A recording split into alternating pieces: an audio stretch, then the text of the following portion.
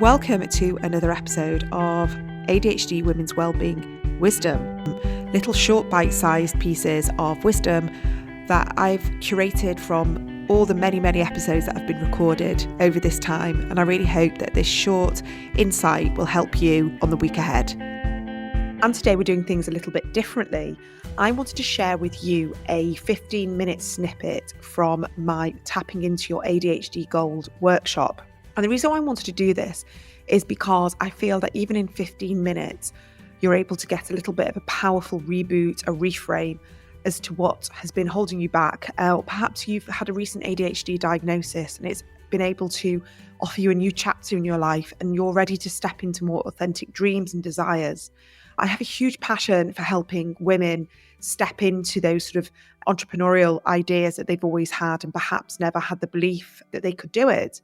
And the workshop was 2 hours long, and we really broke down lots of old beliefs and old stories to enable lots of women step into what they truly want, how they want to show up in life and how they want to be of service.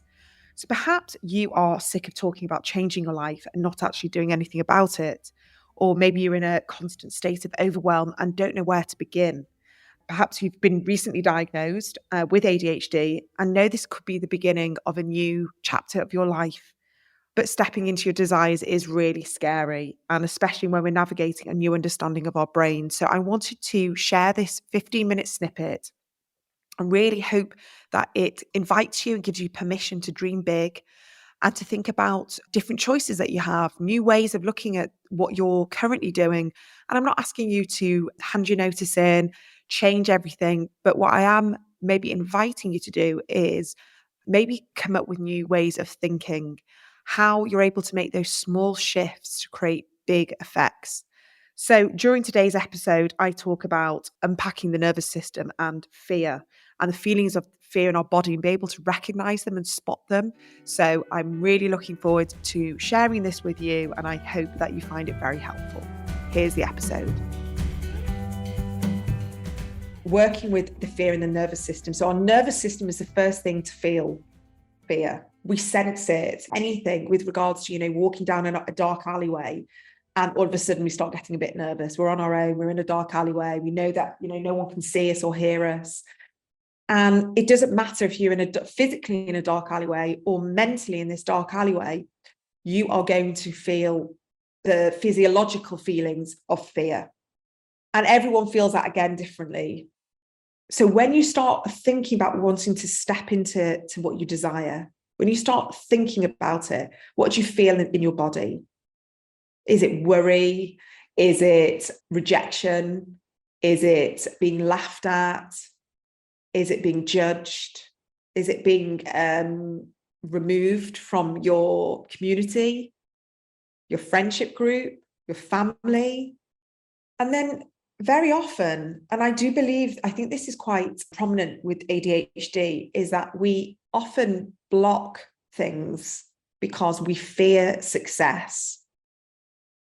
And we don't trust ourselves to have success because our imposter syndrome can be really strong, or perhaps we have this root feeling of I'm not good enough. And that is literally what guides you. I'm not good enough to do that. I'm not organized. I don't have enough attention to detail. I change my mind all the time. I'm not decisive enough. I'm too impulsive. I'm saying this for myself because I had this. This was literally my, what I talked about nonstop in my head. It was just there. So I block success. Well, I can't do that because other people do that. Look how organized they are and they can do it all. There's no way I'd be able to do that. And then what else is going on with us is, well, they've got it, so I can't have it. They're doing really well with that. So that means that there's not enough space for me. There's not enough room in the industry. There's just no way I can do that because someone else is doing it so well. So what's the point of me trying? And this scarcity mentality has been around forever. But if you think about competition, my local high street, there's about 5 hairdressers. And then they open again another hairdresser. And guess what? Every single Saturday, they're full. Every nail place that opens is always full. So that's just our brain just trying to keep us safe and trying to keep us small. But actually, when we change it, we shift this scarcity mentality and we start thinking about abundance, and we start thinking about being of service and who needs us. And what am I holding back from giving and offering to the world? It's a really powerful reframe, because we can get into our own heads and we get into our ego and we start thinking, well, there's just no point. And so-and-so's doing it so well, so what's the point of me doing it? And then actually we think, well, our unique take is the way we do it. So I can open up another hairdresser, but I'm going to be the hairdresser, and I'm going to be doing things differently, and I'm going to be talking to my customers differently and communicating and cutting hair differently. And this is the way you have to see it, that you are holding yourself back from being of service to other people who need you when you get into your head and you start overthinking, going, what's the point? I'm just not going to do it. And this relates to so many things, so many different things in life, that if we don't try and we don't step into it, we're holding ourselves back from meeting our soulmates, meeting a new community of people, offering help, volunteering, being creative. Like, when we think that this world is only enough, there's only enough room for X, Y, and Z, but actually the more we put passion and love and joy and creativity into the world, that has a ripple effect. So there's enough anger, sadness, resentment, violence, bitterness, toxicity. There is enough of that, and there's always going to be. Why can't we replace that with doing something, from passionate perspective? Why can't we do that from a joyful perspective? This was a really big one for me when I started reframing, because I kind of, when I started, I thought, there's so many coaches out there. There's so many people doing this, and there's so many people doing that, and sending emails and doing workshops. And then I realized, obviously, as I was starting to understand about ADHD and started working more in that space, I realized how many women just like me needed help. I needed that help, and I had coaching, and I went through the whole coaching experience way before I was going to be a coach. And I realized how helpful the different people were in my journey. It wasn't just one coach. It was a person here and a person there, and a spiritual guide and a EFT practitioner. And between all these people, they guided me on this path. But not once did I ever turn around and go, well, there was too many of them. There was too many, and they shouldn't all be there. They shouldn't all be stepping into their power. I was just like, this is amazing. All these empowered women doing things that they're passionate about, that they're good at, and being abundant and running successful businesses. Like, why do we think that we can't do what we love, wake up every morning joyful and happy and excited and energized, and make money? Like, we've been told something in the hierarchy of this patriarchal society that if we do something that we love, we can't make money. If we wake up every morning excited and passionate about our career, our work, our life, it means that something's going to go wrong. It means that, we're being too greedy, we're asking for too much. But actually, it's a God-given right to be happy. And why shouldn't we be successful and abundant? Why shouldn't we celebrate this? And I just want you maybe to step into this shift of energy and see what that feels in your body when you start thinking, well, why shouldn't I do this? Why shouldn't I be of service? Why can't I wake up happy and energized and excited and be making money? And this workshop, I guess, is an opportunity for you guys to crack yourself open a little bit, because it's very easy to walk around with this sort of exterior on us, to walk around with this kind of buffering and layers, because we've protected ourselves for a long time. We've had to protect ourselves.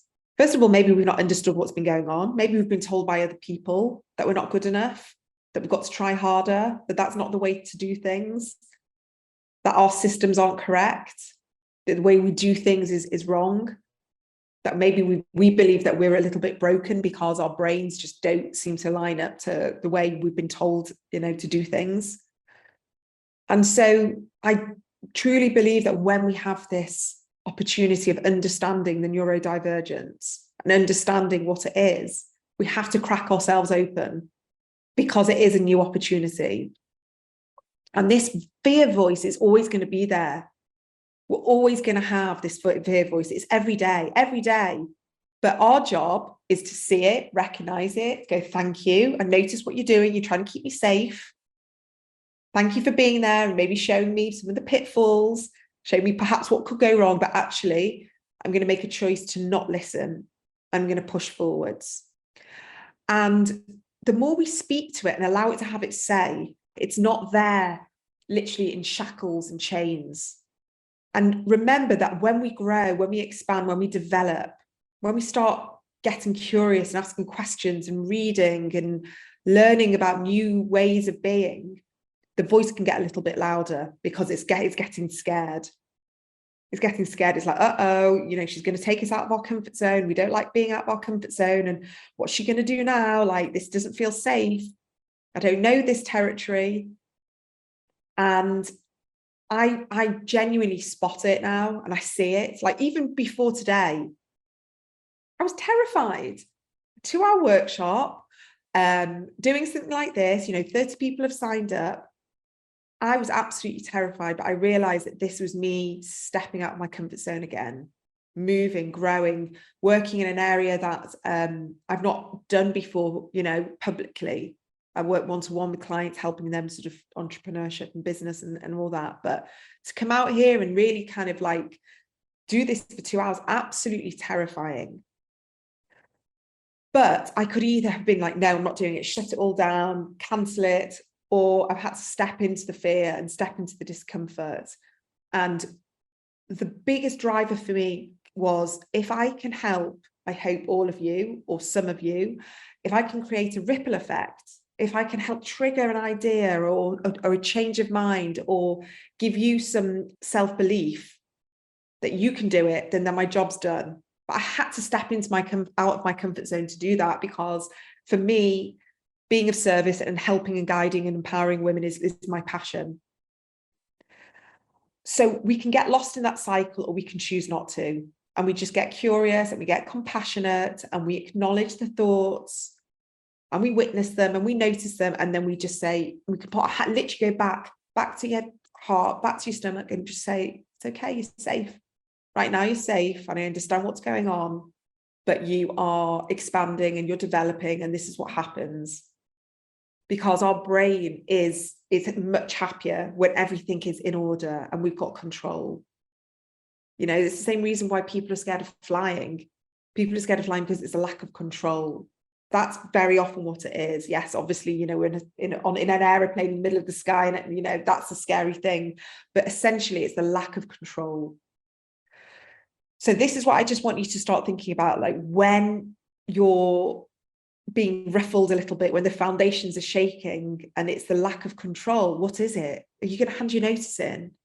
Are you going to change jobs? Are you going to start a business? Are you going to move countries? Are you going to start a new relationship? You're going to leave a relationship? Whatever that is, it's all very scary when you're in flux, when you don't know what's going on. But it's up to us to make a choice to trust and have faith that if we're being guided by something physically in our body and something keeps coming back to us, then we have to honor it. A lot of people don't honor it. People that say to me, I wished I'd done this 20 years ago.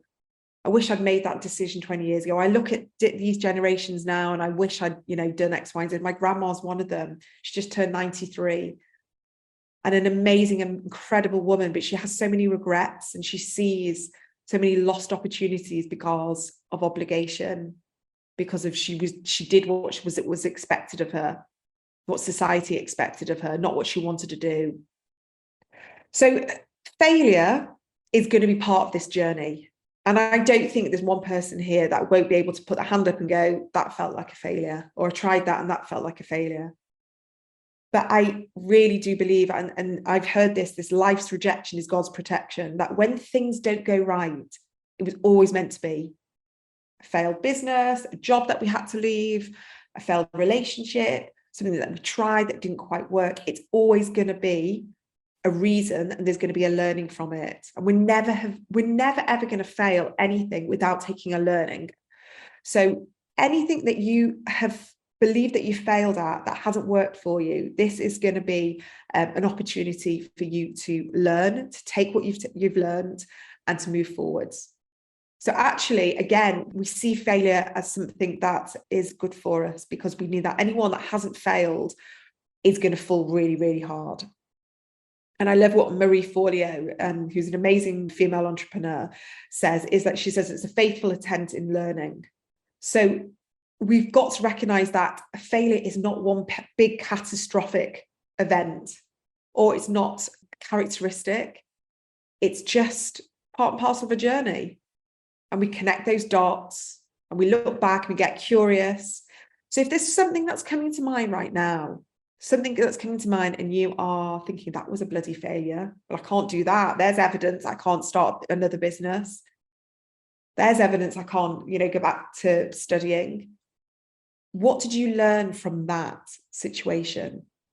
What did you learn that is going to help you move forwards? Because it's always going to be something. I mean, I can list on two hands things that I've done, which I looked at the time and went, that was a failure. I can't believe it. And I really struggled to pick myself up, really did. And every, huge entrepreneur out there who is running incredible businesses always has a failed business behind them, has a failed venture, failed project, or they started the business thinking it was going to be one thing, and then they changed it. And then it's, so this is where we get the resilience. Keep trying, we get back up. It's just part and parcel of it. Building our resilience is one of the biggest parts in really growing, because we're never going to grow without feeling like we failed in some respect. So I hope you enjoyed listening to this shorter episode of the ADHD Women's Wellbeing podcast. I've called it the ADHD Women's Wellbeing Wisdom because I believe there's so much wisdom in the guests that I have on and their insights. So sometimes we just need that little bit of a reminder, and I hope that has helped you today, and look forward to seeing you back on the brand new episode on Thursday. Have a good rest of your week.